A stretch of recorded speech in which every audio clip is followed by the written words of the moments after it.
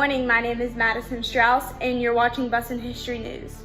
After a month of being on the run, early on May 10, 1865, the former President Jefferson Davis of the Confederacy was apprehended wearing a dress.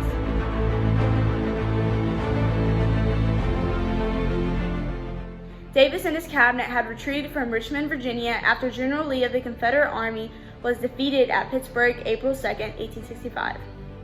His plan was to escape off the coast of Florida and sail to Texas to establish a new Confederacy. The news of Davis wearing a dress had spread like wildfire. The Northerners had called him cowardly for dressing as a woman to evade capture.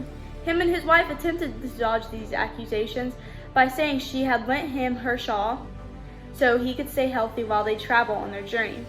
But was it just a coincidence, or did Jefferson Davis purposely dress in his wife's clothes? According to an official statement by a Union officer, Davis hastily put on one of his wife's dresses and started straight for the woods. He was then followed by soldiers who had thought him as a woman. Once the Northern media got word, they published more than 20 lithographs depicting Jefferson Davis wearing a hoop skirt and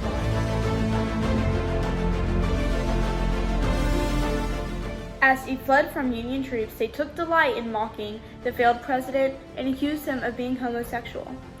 The news even got to the great showman P.T. Barnum. He thought the women's clothing worn by Davis would make a sensational exhibit at his museum. He offered $500 to the Secretary of War, Edwin Stanton, but he declined.